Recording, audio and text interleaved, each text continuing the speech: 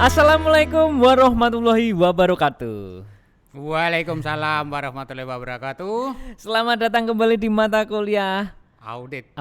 dengan dosen kita Pak Dr. Pardi. Dosen sekaligus praktisi. Oke, di pertemuan 3 tentang mata kuliah audit. Ya. Monggo Pak Pardi, silakan. Oke, Assalamualaikum warahmatullahi wabarakatuh. Waalaikumsalam warahmatullahi wabarakatuh. Oke, kita bincang-bincang tentang audit 2. Kemarin di ulasan sebelumnya kita membicarakan tentang siklus audit untuk pendapatan atau penerimaan. Oke. Hari ini kita masuk pada siklus audit tentang pengeluaran. Oke. Jadi kita akan memeriksa atau menguji terhadap siklus pengeluaran. Oke. Ya, kita masuk di dalam hal yang terkait dengan sistem pengeluaran. Ya, pengeluaran itu sebenarnya ada satu untuk pembelian atau untuk bayar utang. Tentunya yang berkurang adalah kasnya. Jadi kalau pengeluaran itu ada pembelian atau bayar utang atau pembayaran kewajiban ya, termasuk utang itu. Oke. Nah, ini yang keluar mesti uangnya, entah uang di perusahaan atau uang di banknya atau gitu di rekening ya. Oke. Kemudian tujuan, tujuan audit itu ada 5. Kita kembali pada 1. Sama ini sebenarnya kalau kita bicara audit, kita itu akan menguji apa toh? Eksistensi atau keberadaan. Oke. Ya, kemudian kelengkapan, compliance, ya ta. Kemudian keadaan kepemilikannya. Oke. Kemudian alokasinya. Oke. Kemudian pengungkapannya apa? Penyajian dan pengungkapan. Itu sebenarnya tujuan audit. Tujuan audit itu terus ya Pak sebetulnya. Itu kita ulang-ulang, kita uji pendapat, kita uji pengeluaran, ya itu 5 itu. Maka mahasiswa, adik-adik mahasiswa diharapkan selalu ingat saja cuma 5 saja kok. Apa tadi diulang lagi Pak? Yang pertama tentang keberadaan saldo itu. Apakah benar-benar ada atau tidak? Jangan-jangan tulisannya ada tapi aslinya tidak ada. Itu keberadaan. Terus yang kedua kelengkapan. Dokumen, katakan saldo itu dilengkapi enggak dengan dokumen catatan, dokumen transaksi. Betul. Nah, itu kelengkapan dari dokumen-dokumen yang mendukung saldo itu. Saldo itu ada transaksinya dan sebagainya. Kemudian yang ketiga. Kemudian tentang hak dan kepemilikan saldo tersebut saldo tersebut sebenarnya itu hak perusahaan atau bukan. Jangan sampai campur itu sudah kepentingan pribadi diagunkan atau sudah digadekan tetapi masih catatan. Jangan-jangan sudah digadekan jadi udah nggak miliki perusahaan lagi. Oke. Terus kemudian yang keempat. Kemudian adalah alokasi nilai. Benar nggak nilainya itu? Saldo itu benar nggak nilainya? Harusnya seberapa? Jangan-jangan beda angkanya gitu ya Pak ya? Oke. Yang berikutnya adalah penyajian dan pengungkapannya. Di dalam laporan itu sudah sesuai dengan standar akuntansi atau belum. Jadi cara penyajiannya ini sudah sesuai dengan standar-standar yang berlaku belum ya? Oke. Maka kita akan kalau sudah bicara di sini 5 tujuan itu kita akan melihat SPI-nya kembali. Kalau kemarin kita diskusi tentang SPI pendapatan atau siklus pendapatan mulai piutang, penjualan. Nah, hari ini kita akan menguji siklusnya tentang pengeluaran. Oke. Nah, kalau kita membicarakan siklus SPI-nya, maka kita akan merancang dulu program auditnya. Fungsi apa saja yang terkait itu. Kemudian dokumennya apa saja. Catatan akuntansinya bagaimana. Bahkan alur sistem akuntansinya ada enggak. Jadi ini adalah Pak rangkaian. Dari Kan. Kalau kita mau mengaudit, kira rancang dulu dong. Yang pertama fungsi dari fungsi-fungsi terkait ini. Contoh fungsi pengeluaran tadi, ada enggak fungsi-fungsi? Misalnya fungsi pembelian ada enggak? Fungsi pembelian utang ada enggak? Fungsi pencatatan ada enggak? Di dalam sebuah organisasi tersebut, misalkan bisnis, mereka memiliki fungsi-fungsi itu enggak? Kita cari tahu dulu dong. Ada fungsi apa aja nih? Ibarat kita itu di dalam struktur tubuh kita ada fungsi. Kalau kita bicara secara fisik, tangan punya fungsi, kaki punya fungsi, mulut punya fungsi. Lah itu semua itulah sistem. Nah, makanya dalam sebuah perusahaan kita mau ngaudit apakah ada di dalam sistem di perusahaan tersebut fungsi-fungsi yang seharusnya ada. Jangan-jangan nggak ada gitu kan. Nah, itulah. Kalau kita sudah memastikan fungsi tersebut ada, maka kita uji fungsi itu Artinya apa? Bisa bekerja efektif atau tidak. Dari yang pertama aja udah bisa kelihatan ya Pak ya. Iya, baru bicara dokumen. Setiap fungsi akan menghasilkan dokumen. Nah, dokumennya itulah kita uji. Kalau tadi pengeluaran, nah misalnya bagian pembelian, udah order, sudah beli barang masuk ke fungsi gudang.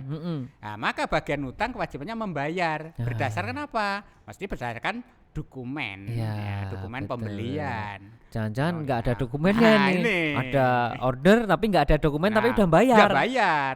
Jangan-jangan. Ini bisa jadi. Betul. Ini audit tugasnya memastikan. Memastikan benar-benar berjalan dengan sesuai prosedur. Dokumennya ada, kelengkapan tadi 5 tadi ya, keberadaan, kelengkapan, hak dan kepemilikan, alokasi dan penyajian. Nah, ya apa aja yang ini dari fungsi terkait, terus kemudian dokumen, kemudian Mas catatan. Nah, dokumen itu kan dihasilkan setiap fungsi. Bagian tadi misalnya order pembelian, menghasilkan dokumen, dicatat enggak ini? Kalau tidak dicatat jadi masalah juga. Jadi maka walaupun sudah ada dokumen harus ada catatan juga ya. Catatannya apa toh? Pembelian itu jurnal. Pembelian. Betul. Iya toh. Terus buku besar pembelian ada enggak? Buku bantu pembelian ada enggak? Laporan pembelian ada enggak? Betul. Satu siklus saja sudah seperti itu. Iya, lanjut apa? Ketika bicara catatan, maka masuklah bagan alur sistem. Jaringan lah. Jadi kalau bicara bagan alur sistem, flowchart jaringan. Flowchartnya ya, itu dari mana kemana, dari mana kemana, dari mana kemana gitu ya Pak ya. Kalau perusahaan lengkap tadi, fungsi ada, dokumen ada, catatan ada, tapi tidak memiliki bagan alur flowchart yang ditempel di setiap sudut, maka semua pegawai tidak bisa melihat. Jangan-jangan kita nggak tahu ya, habis ini harusnya ke sana atau harus ini harus. Ini pentingnya. Penting. Inilah sebenarnya beberapa yang harus kita rancang di dalam program audit. Maka setelah ini kita rancang, maka merancang apa? Kita mendeteksi mungkin adanya salah saji. Kemudian kita menjelaskan aktivitas pengendalian itu seperti apa. Baru menyusun program dan penjelasan program audit. Ini beberapa contoh saja, ada misalnya fungsi gudang, ada bagian pemegang fungsi misalnya. Ini beberapa fungsi yang terancang di dalam pengeluaran ya. Ini bisa kita lihatlah beberapa hal yang berkaitan dengan fungsi itu. Kita lanjut. Nah, contoh ini perancangan program audit untuk pengujian pengendalian. Contoh ini bukti kas keluar. Nah, ini ada bukti kas keluar. Kita lihat surat permintaan pembelian ada enggak? Kita kalau mau mengeluarkan uang itu ya harus dilihat. Harus ada surat permintaan pembelian dulu ya. Oh, ada. Kemudian ada surat permintaan otorisasi. Ada enggak? Nah, kalau tadi kan pembelian. Nah, ketika ada investasi mau beli prasarana atau katakan peralatan, ada enggak permintaan itu? Jangan-jangan enggak ada permintaan ya, tiba-tiba mengeluarkan gitu aja kan gitu. Surat permintaan otorisasi reparasi kalau itu untuk bengkel atau perawatan. Betul. Beberapa hal. Kemudian baru adanya mungkin surat order atau kita permintaan. Nah, kalau sudah order ya sudah kita lihat ordernya ada. Maka kita lihat enggak ordernya ada, kemudian laporan penerimaan barang ada enggak? Bener ya. Memastikan itu ya berarti. Kalau ada order ada enggak nih? Barangnya masuk gudang atau masak di mana? Itu dipastikan gitu laporannya. Enggak ada. Ada order tapi enggak ada barangnya. Benar juga ya. Jadi benar-benar harus memastikan itu ya Pak ya. Wah, juga. Jadi inilah tugas harus teliti, detail, iya enggak Pak? Maka auditor satu sederhana, kita harus telaten, sabar, memahami dokumen betul dan tidak boleh emosional. Karena tujuan kita bukan mencari kesalahan, tapi menyatakan kelengkapan dokumen itu ada atau tidak. Jadi lengkap enggak ya dokumennya? Berikutnya ada misalnya ada perubahan penawaran tadi laporan per barang. Kemungkinan kalau barang yang di gudang atau yang diterima tidak sama dengan order, kita harus lihat ada enggak perubahan order. Nah, surat perubahan order. Jangan-jangan ada yang dirubah ya. Minggu kemarin pesannya 5, yang datang katakan 4. Nah, kita tidak bisa langsung memastikan atau kan mendes bahwa itu salah enggak. Kita pastikan ada enggak perubahan order. Jangan-jangan ada permintaan perubahan order ya. Itu pasti. Kemudian baru kita lihat faktur dari pemasok atau faktur dari supplier. Nah, itu yang kelengkapan untuk membayar kas saja. Jadi kasnya keluar itu harus ada dokumen-dokumen itu. Mengeluarkan duit itu harus ada dokumennya, harus jangan-jangan ngeluarin gampang ya otomatis rawan terhadap penyimpangan. Betul. Ini si alur aja ini ya. Kita alurnya seperti itu. Nanti bisa kita share ke adik-adik mahasiswa gitu, pemahaman terhadap alur terhadap pengujian terhadap pengeluaran itu. Itu kemudian ini nih, satu nih. Ini aktivitas pengendalian yang untuk mencegah itu harus ada. Jadi kalau perusahaan supaya tidak kehilangan ya kehilangan apa tadi asetnya kas untuk membayar. Nah, ini harus ada sebenarnya, harus punya sistem yang disebut aktivitas pengendalian untuk mencegah apa? Dan mendeteksi salah saji. Tadi sudah sebut di beberapa fungsi. Lah ini hasilnya misalnya ada nggak otorisasi umum dan khusus untuk setiap pembelian. Siapa yang mengotorisasi? Yang memerintahkan, yang mengesahkan. Yang boleh memerintahkan siapa? Yang boleh memerintahkan untuk menyetujui ya. siapa? Oke. Aku permintaan pembelian harus disetujui nggak nih otoritasnya siapa gitu ya Pak ya? Contoh bagian industri produksi. Produksi adalah minta barang untuk memproduksi suatu barang. Siapa nih? Permintaan ini ditujukan kepada bagian pembelian. Lah bagian pembelian itu membuat order itu dasarnya apa? Permintaan dari produksi. Lah yang menyetujui siapa? Manajer pembeliannya gitu loh. Betul. Ini hal-hal yang memang otorisasinya harus jelas dulu ya Pak ya. Jadi kita order juga asal order. Itu nanti kebanyakan order juga problem. Ternyata ordernya aja barangnya nggak ada. Tambah problem lagi. Beberapa yang kita aktivitas pengendalian nanti juga ada. Bisa lah kita share materi saya lengkap sekali. Jadi kalau kurang jelas dan seterusnya, bisa lah kita komunikasi lewat WA, lewat katakan ketemuan langsung dengan catatan menjaga protokol kesehatan. Betul. Saya selalu siap untuk di kampus, bahkan saya di masa-masa begini sudah seminggu 4 kali. betul. Nah ini beberapa setiap order pembelian didasarkan pada permintaan dan seterusnya, ini bisa nanti.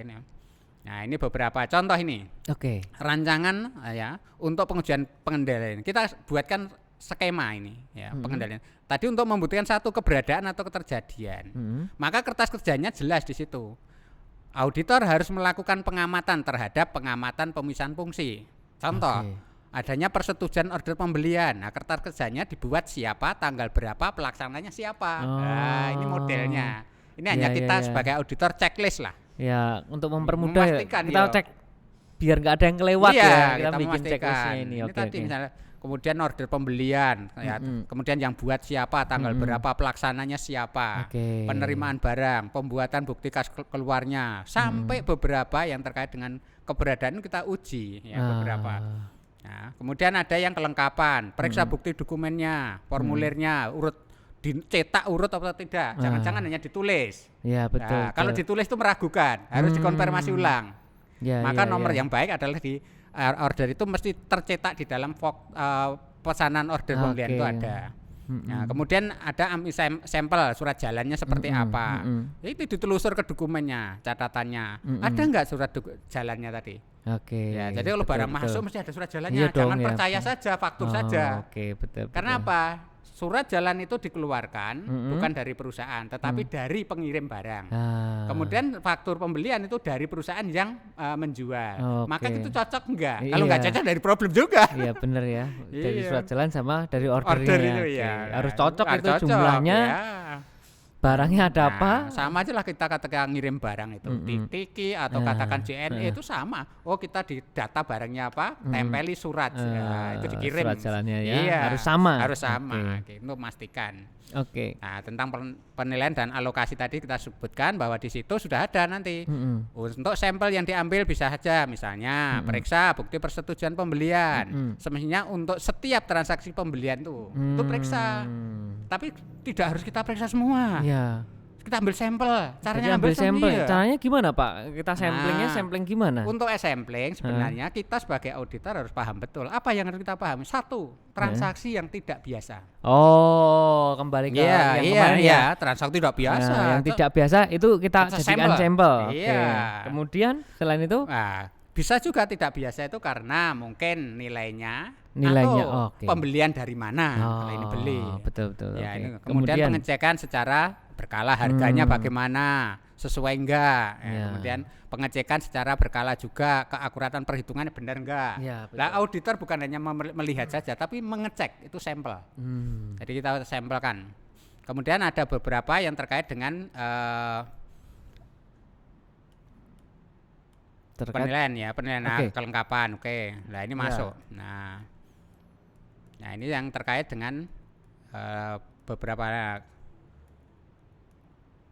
Kemudian yang terkait dengan tadi sampai ke kelengkapan. Kemudian ada misalnya tadi yang terkait dengan alokasi. Nah, kita lihat tadi kalau saldo yang akan dibayar, sebenarnya kita pastikan hutang kita itu berapa atas pembelian itu. Sudah dialokasikan benar atau belum? Kalau belum ya kita uji kembali. Ya, itu yang itu beberapa tentang pengujian saldo yang terkait dengan SPI, SPI-nya saja. Belum kita nguji saldonya. Nah ini. Betul. Jadi auditor ketika sudah SPI-nya memastikan dengan benar, dengan bagus, nah kita akan buat kesimpulan auditor. Oh SPI-nya itu lemah. Berarti lemah, mesti saldonya banyak yang tidak valid. Oh SPI-nya itu kesimpulannya kuat atau bagus. Berarti kemungkinan catatannya akan mungkin lebih baik. Nah, ini ada kesimpulan, Pak. Ada kesimpulan dari seorang auditor ya. Jadi kalau sudah lemah maka kita hati-hati menguji saldo ini harus banyak sampel gitu loh. Siap-siap. Mungkin sampai di sini dulu Pak. Pertemuan pertama sesi pertama atau sudah selesai? Sudah nanti untuk yang keempat. Pertemuan pertama. Sorry. Pertemuan ketiga ya. Cukup sampai di sini kita break dulu nanti kita masuk ke pertemuan keempat. Silakan kalau ada pertanyaan dari mahasiswa nanti ada grup WA. Di sana langsung ada dosen pengampu kita akan menjawab secara langsung atau juga nanti juga akan kita kumpulkan pertanyaan dan kita jawab ulang di pertemuan podcast Q&A. Ada podcast tambahan. Gitu Pak Parti, terima kasih. Sampai jumpa di pertemuan berikutnya. Assalamualaikum warahmatullahi wabarakatuh. Waalaikumsalam warahmatullahi wabarakatuh.